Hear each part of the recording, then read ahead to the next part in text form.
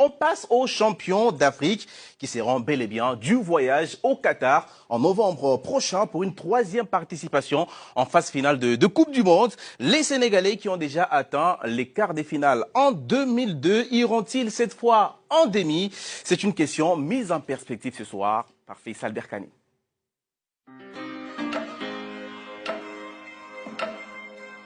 Jusqu'au bout du suspense face à l'Égypte, les Lions de la Teranga ont décroché pour la 3e fois de leur histoire leur ticket pour la Coupe du Monde au Qatar. Fort de son statut de champion d'Afrique en titre, le Sénégal se frottera cet hiver aux meilleures sélections mondiales pour tenter d'écrire l'histoire. Après s'être hissé en quart de finale en 2002, les jeunes générations aujourd'hui en sélection ont grandi dans le souvenir de cette épopée coréenne et japonaise. Portés par de très grandes individualités comme Sadio Mané, Edouard Mendy ou encore Kalidou Koulibaly, qui affrontent chaque saison les meilleurs clubs d'Europe et glanent les plus grands trophées, cette équipe paraît armée comme jamais. De plus, l'effectif a connu pour sa quasi-totalité une première expérience en Coupe du Monde en 2018, malgré une élimination sur le fil au premier tour. Une formation solide, stable depuis 2015, qui ne se cache plus d'avoir de grands objectifs. Avant on y allait en étant complexé, aujourd'hui on est décomplexé, donc je crois qu'aujourd'hui on ira dans cette Coupe du Monde là avec des ambitions. Sur le papier, le Sénégal possède toutes les cartes pour performer lors de cette Coupe du Monde. Mais que serait une Coupe du Monde réussie pour le Sénégal? Si la génération El Hadji Diouf Habib Beye s'est arrêtée en quart, celle de 2022 peut-elle vraiment faire mieux? Les Lions ont-ils les épaules suffisamment solides pour atteindre le sommet du football mondial? Le Sénégal peut-il devenir la première nation africaine à se hisser en demi-finale d'une Coupe du Monde? La question est posée par Faisal qui en a profité pour nous donner quelques éléments d'appréciation. Je me tourne en premier vers vous, Guy Demel. Vous avez commencé à parler du Sénégal quand on a donné la liste des 5 qualifiés. Est-ce que c'est une équipe qui est capable d'aller dans le dernier carré de la Coupe du Monde? On l'espère déjà pour le peuple sénégalais. Après, je l'ai dit auparavant, il y a un effectif de qualité, il y a de la stabilité. Comme l'a dit le sélectionneur, ils ont déjà connu, on va dire, ces expériences-là. Ils pensent arriver armés. Après, on sait que la Coupe du Monde, c'est assez difficile. Donc, il va falloir déjà sortir des poules. S'ils atteignent les quarts de finale, en fonction des tirages, ça peut être une bonne chose. Et pourquoi pas les voir aussi dans le dernier carré. Mais après, dire que le Sénégal se doit d'arriver dans le dernier carré, c'est aussi peut-être mettre un peu trop de pression sur eux avant que la compétition commence. Une Coupe du Monde réussie pour le Sénégal, c'est minimum demi-finale. Les quarts de finale, ils ont déjà connu ça. Pas cette génération. Mais on sait que déjà arriver en quart de finale, ce n'est pas chose aisée. Donc voilà, ne mettons pas la charrue avant les bœufs. Il faudra déjà sortir des poules et après prendre les matchs les uns après les autres, en espérant bien évidemment aller le plus loin possible. Moi, j'aime le discours du sélectionneur. Il dit avant, on y allait comme ça, mais maintenant, on doit assumer le statut. Et le statut du Sénégal, aujourd'hui, c'est champion d'Afrique. Oui, exactement. Je trouve qu'il a raison dans son discours, puisqu'on voit c'est vrai qu'il y a eu les années 90 avec le Cameroun notamment, le Nigeria. Il y a eu parfois, comme en 2000. Il va nous parler des autres lions d'Afrique.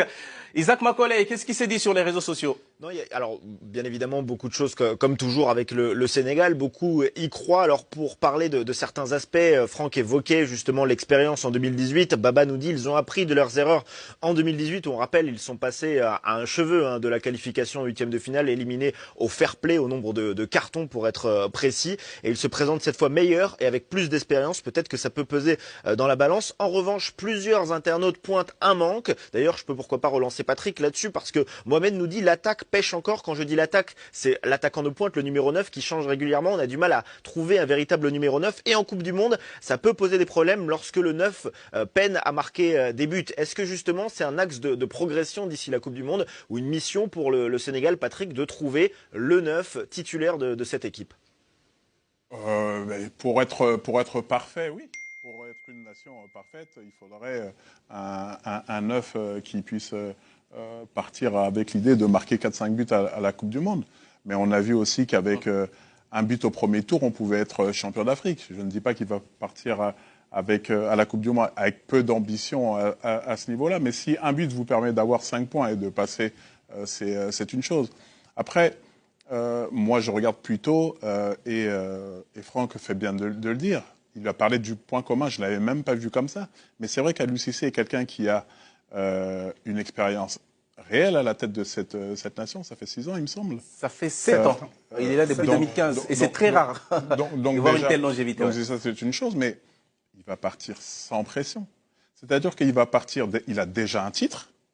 Donc, il est tranquillisé. Déjà, il ne se pose pas la question de savoir s'il irait à la Coupe du Monde, parce que s'il avait perdu au pénalty la finale, la question se serait reposée. Et ça, c'est un avantage, selon vous? C'est un avantage, parce qu'il va construire avec toute la sérénité du monde jusqu'au mois de novembre. Et puis, ce qu'il va nous faire, c'est qu'il va nous apporter le surplus qu'il doit apporter, à savoir de faire de cette équipe qui a des joueurs exceptionnels à tous les postes, il va en faire une équipe capable d'être exceptionnelle face à n'importe qui. C'est pour ça que je veux croire en ces chances du Sénégal d'aller plus loin qu'aucune nation africaine, eux compris, ne l'ait fait. Allez, pour continuer, messieurs, à parler des chances du Sénégal lors de la prochaine Coupe du Monde, je vous propose d'écouter, après donc, la qualification du Sénégal, la star de la génération 2002, El Hadji Diouf, qui veut que les Lions soient conscients de leur capacité à faire un grand mondial. Mais ça prouve que le Sénégal, c'est un pays du football et c'est un grenier de pépites de footballeurs. Et je crois qu'aujourd'hui, le Sénégal est capable même de gagner une Coupe du Monde, mais il faut être conscient. Le Sénégal, il va beaucoup mieux armé que la dernière fois, parce que là, il y a beaucoup plus d'expérience, le groupe a progressé. On va y aller pour représenter le Sénégal, pour représenter l'Afrique et pourquoi pas être la première équipe africaine qui va se qualifier en finale de la Coupe du Monde. Tu ne seras pas jaloux si c'est le cas? Comment être jaloux de nos petits frères à qui on accompagne? Espérons qu'ils seront meilleurs que nous, qu'ils gagneront comme ça qu'on va gagner la Coupe du Monde tous ensemble. Monsieur, le dernier champion d'Afrique à se présenter en Coupe du Monde la même année, vous connaissez c'est quelle équipe? C'est le Cameroun. C'est le Cameroun en 2002. Et au sein des Lions Indomptables, il y avait un attaquant du nom de Patrick Mboma qui est avec nous ce soir. Je dirais qu'il y avait 2 bons attaquants. Il y avait 2 bons attaquants avec le président de la fédération.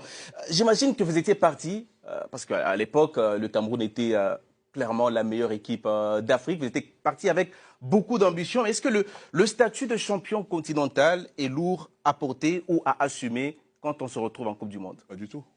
Pas du tout. On est parti en Coupe du Monde avec une sérénité telle.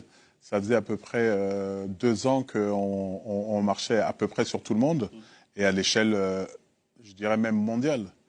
On a joué les Anglais, les Argentins, les Français. Personne ne nous a battus. Allez, messieurs, rapidement, on va terminer sur ce thème. Sur ce thème, le Sénégal sera-t-il dans le dernier carré? Vous y croyez? Ah oui. Ouais. Je l'espère en tout cas. Non, je l'espère et j'y crois. Je veux vous entendre dire, est-ce que le Sénégal sera dans le dernier carré? Faut prendre des risques. Hein. Ouais, j'y crois.